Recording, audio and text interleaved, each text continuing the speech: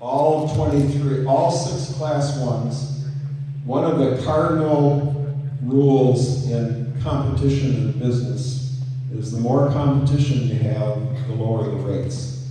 We're going to be tapped into the 2 Canadian railroads, Canadian National and Canadian Pacific. We're going to tap into Union Pacific and BNSF, the 2 Western railroads, and Norfolk Southern and CSX, the 2 Eastern railroads. So any shipper on this line that is shipping anything to any part of the country, or to the 2 coasts, or to Asia, will have more than a single source to negotiate with.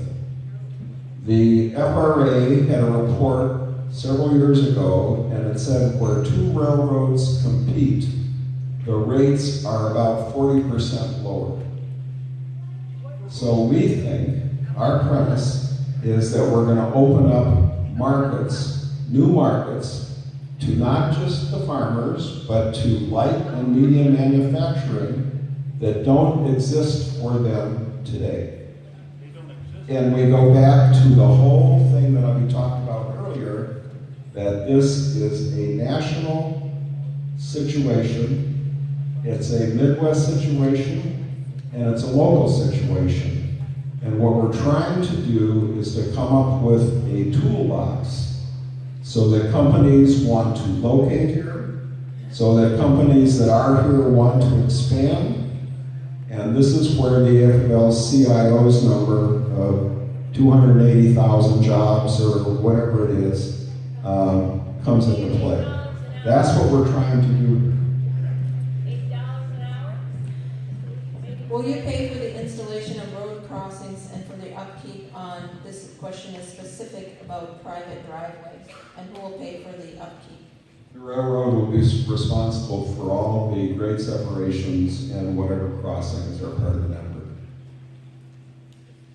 The tracks are proposed to go right next to a wilderness youth camp. Would you send your grandchildren to this camp with trains, 70 to 100 trains a day?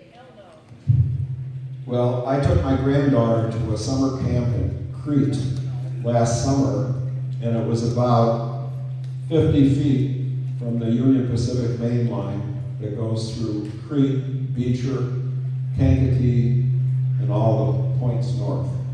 So we're trying to avoid those areas as much as possible, and I'm sure there are going to be some adjustments to the route as we go forward, assuming that everyone here who has an objection gets on the web and submits their objection to the Surface Transportation.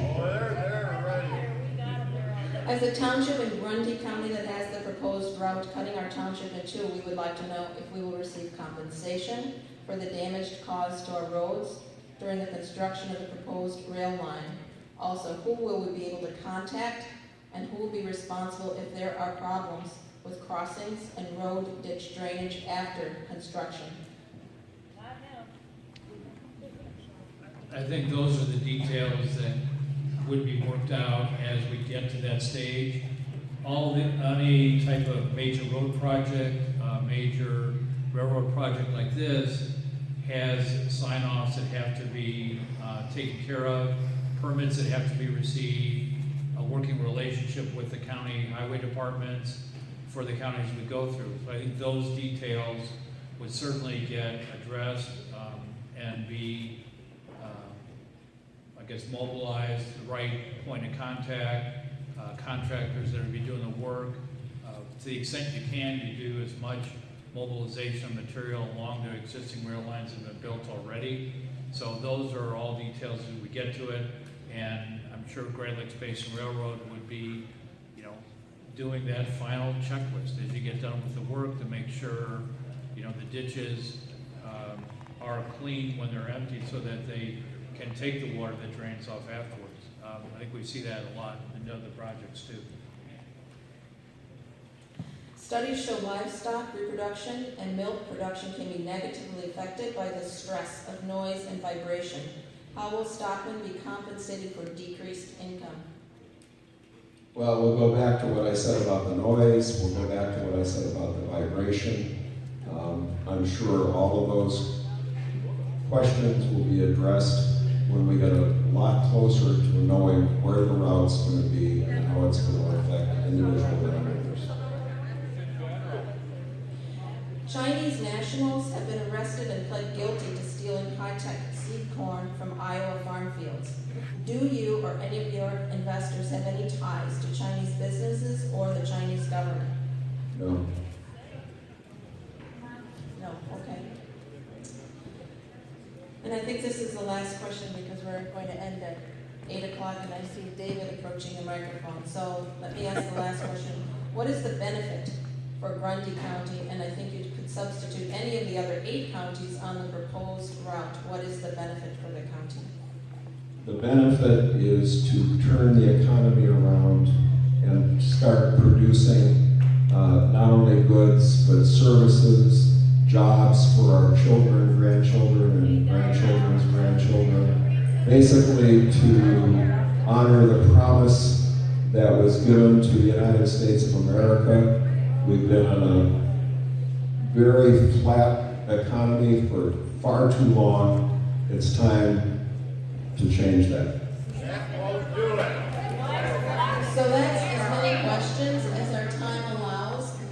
If you have additional questions or if you want to look at some of the information that's provided on the county website, pick up the flyer, the website address is there.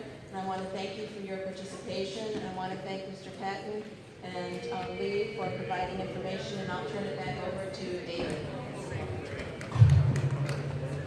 I want to thank the audience for staying civil. I know this is an issue that's very passionate to many of you. It affects your life, it affects your livelihood.